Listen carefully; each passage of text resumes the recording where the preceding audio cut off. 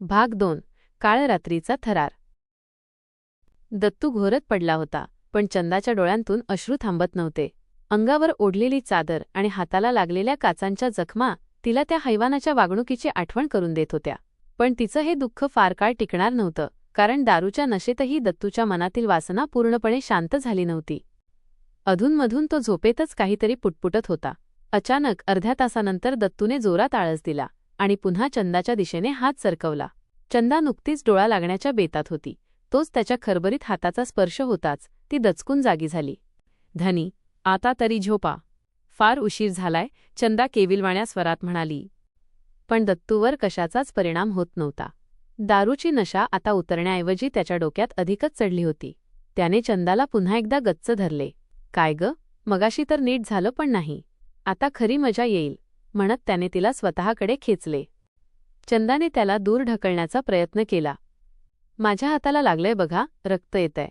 नका न करू असं, ती रडत विनवणी करत होती. पण दत्तूने तिच्या बोलण्याकडे पूर्णपणे दुर्लक्ष केले. त्याच्या डोळ्यांत फक्त वासना आणि नशा होती. त्याने चंदाचे दोन्ही हात वरच्या बाजूला धरून ठेवले आणि पुन्हा एकदा तिच्यावर तुटून पडला. यावेळी त्याची वागणूक अधिकच अमानुष होती. तो चंदाला एखाद्या वस्तूंसारखं वापरत होता. चंदाला असह्य वेदना होत होत्या, पण तिचं ऐकणारं तिथे कोणीच नव्हतं. लग्नाआधी ज्या सुखाची तिने स्वप्न पाहिली होती, ते सुख आता तिला नरकयातनेसारखं वाटू लागलं होतं. काही वेळानंतर स्वतःची भूक शमवून दत्तू पुन्हा एकदा थकल्यासारखा बाजूला पडला.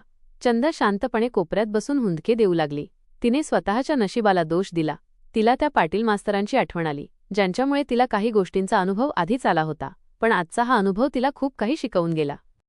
सकाळचा उजेड खिडकीतून आत येऊ लागला होता, पण चंदाच्या आयुष्यात मात्र अंधारच दाटून राहिला होता. दत्तू शांतपणे झोपला होता, जणू काही झालंच नाही. चंदा उठली.